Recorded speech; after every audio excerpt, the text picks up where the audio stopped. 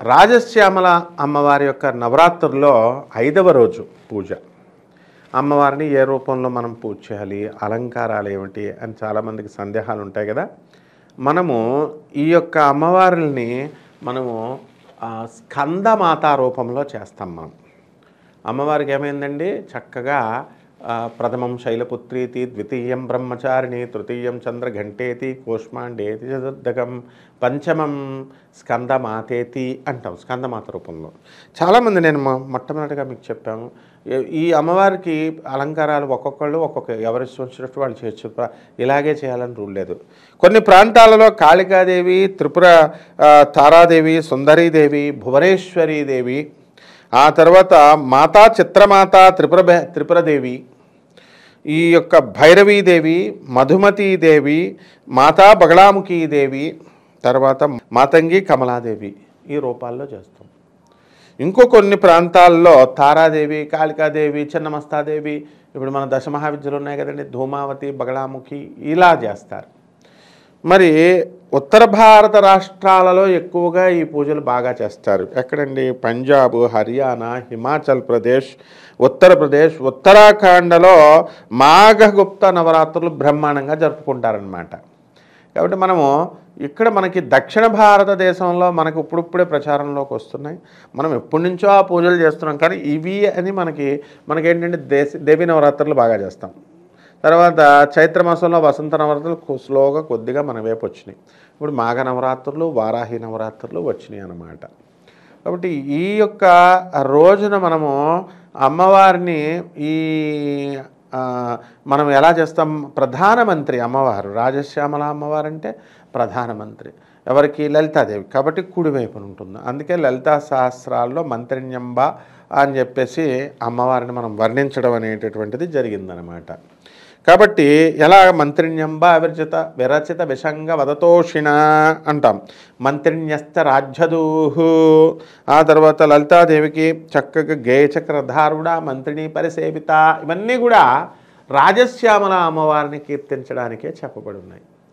కాబట్టి కాత్యాయని అమ్మవారు ఈ యొక్క 5వ రోజున మనం ఏం చేస్తున్నాం, పంచమం స్కందమాతేతి అన్నాం. అంటే ఏ రకంగా తర్వాత 6వ రోజు కాత్యాయని రూపంలో చేస్తామన్నమాట. అంటే ఇప్పుడు ప్రజెంట్ ఏంటంటే స్కందమాత, పంచమం స్కందమాతేతి. అంటే స్కందమాత అంటే ఎవరండి, సుబ్రహ్మణ్యేశ్వర స్వామి వారు. ఆ సుబ్రహ్మణ్యేశ్వర స్వామి సర్పరూపం, ఆమెకి తల్లి కాబట్టి మానసాదేవి రూపంలో కూడా చాలామంది ఈ రోజున మనకి చాలామంది పూజ చేసుకుంటారు. ఏ రూపంలో చేసినా సరే తప్పు లేదండి.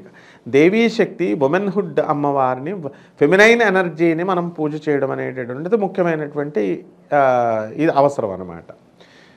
అలా ఈ యొక్క 5వ రోజున మొత్తం భక్తులంతా కూడా తెల్లవారుజామున సూర్యోదయానికంటే కూడా ముందు నిద్రలేచి తలంటు స్నానం చేసుకొని చక్కగా శుభ్రమైనటువంటి వస్త్రాలను ధరించి, ఆ తర్వాత ఆవు పేడ ఉంటే కనుక ఆవు పేడతో మీరు కల్లాపు జల్లి, అలాగే ఆవు పేడ అలికి మీరు పూజ చేసుకోవచ్చు. ముగ్గులు వేసి గుమ్మం ముందంతా కూడా మీరు ఆల్రెడీ ఇప్పుడు బియ్యాన్ని పోసి అక్కడ ఈ తెల్లని గుడ్డ వేసి దానిపైన బియ్యాన్ని పోసి దాని క్రింద ఒక అష్టదళ పద్మాన్ని మీరు ముగ్గు పెట్టి దానిపైన ఇవన్నీ కూడా వేసి కలశాన్ని పెడతారు. మీరు పీట మీద కలశాన్ని పెట్టి ఈ అమ్మవారి స్కందమాతని, అంటే సుబ్రహ్మణ్యేశ్వర స్వామి తల్లి ఎవరండి, పార్వతే కదా, ఆమెనే ఇది చేస్తాం. చేసేసి ఈ యొక్క వినాయకుడికి మనం ముందుగా అక్కడ తయారు చేసుకుని పూజకి పెట్టుకుంటాం.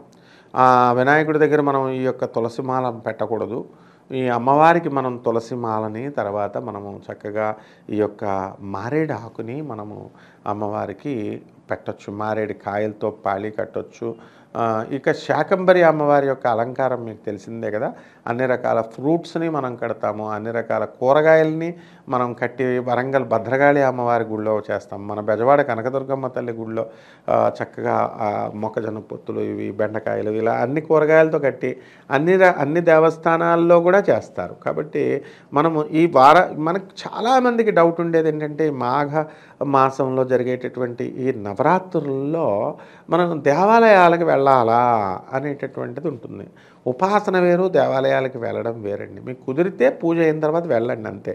కానీ అక్కడ మనము పూజ అనేటటువంటిది ప్రధానంగా మంత్ర జపాన్ని మనం ఇంట్లో చేసుకోవచ్చు, తర్పణాలు చేయొచ్చు. అమ్మవారికి తర్పణాలు వదులుతాం పాలతో, మనము తమలపాకు అది పెట్టుకొని. అలాగే మంత్ర జపం చేస్తాం రాజశ్యామల అమ్మవారికి. ఓం రాజశ్యామలాయై నమః అన్న మంత్రం కూడా చేయొచ్చు. ఓం శ్యామలాయై నమః అనేటటువంటి మంత్రంతో కూడా మన అమ్మవారిని పూజ చేస్తాం. చాలామంది కపట బ్రాహ్మల, కపట జ్యోతిష్కుల, కపట మంత్రగాళ్ళు, బ్రాహ్మలే అవసరం లేదు, మామూలుగా ఇతరేతర వాళ్ళు ఉన్నారు. మంత్రాలు మేమిస్తాం, కట్టులు కడతాం, ఇవి చేస్తామని చాలామంది. వాళ్ళు వాళ్ళ బిజినెస్ ఏదో వాళ్ళు చేసుకుంటున్నారని వదిలేస్తే ఈ మంత్రశాస్త్రం అంతా వాళ్ళకే వచ్చినట్టుగా, ఒక్క అథారిటేటివ్ పర్సన్ కాదు వాళ్ళకి. వాళ్ళు ఏం చేస్తున్నారంటే ఏంటి ఉత్తి శ్యామలాయ నమః అని చదివేస్తే వచ్చేస్తుందా, ఉత్తి వారాహి అయి నమః అని చదివేస్తే వచ్చేస్తుందా మంత్రం అని చెప్పేసి వాళ్ళు మంత్ర జపానికి 25,000 నుంచి 30,000 రూపాయలు తీసుకుంటున్నారు మంత్రం ఇవ్వడానికి. ఆ కారణంగా వాళ్ళు ఏం చెప్తారంటే ఓం క్రీం క్రీం క్రాం క్రీం హూం హాం ఇలా ఏవో చెప్తారు. అలా అదైతేనే మంత్రం, లేకపోతే మంత్రం కాదు అన్నట్టు బిల్డప్ ఇస్తారు. అలాగే మనకి ఓం నమ శివాయ అనే మంత్రం ఉంది కదండి మనకి, శివుడు మంత్రం. దాంతో సాక్షాత్ మన అర్జునుడు, పాండవ మధ్యముడైనటువంటి అర్జునుడు సాక్షాత్తు నరమహర్షి. ఆయన కృష్ణుడికి ప్రియమైన వాడు, కృష్ణ శరీరంలో సగభాగం. అటువంటి ఆయన అక్కడ తపస్సు చేస్తే ఓం నమ శివాయ తపస్సు చేస్తే పాశుపతాస్త్రం వచ్చింది. దాన్ని పట్టుకొని వీళ్ళు ఏం చేస్తారంటే ఓం నమ శివాయ చేస్తే వచ్చేస్తుందా, శివుడు ఓం నమో నారాయణ అంటే వచ్చేస్తుందా, అవి చిన్న చిన్న మంత్రాలు. విష్ణుమూర్తి చిన్న దేవుడట, శివుడు చిన్న దేవుడంట. ఇలా చెప్పి పెద్ద పెద్ద దేవతలను పెట్టుకోవాలా, ఉగ్ర దేవతలను పట్టుకోవాలా, ఇలాగ పెద్ద పెద్ద మంత్రాలు, ఉగ్రదేవతా మంత్రాలు చేయాలా, చిన్న మావను పెద్ద కర్రతో కొట్టాలని వెధవ లాజిక్లన్నీ చెప్తారు. కాబట్టి అవన్నీ నమ్మకండి.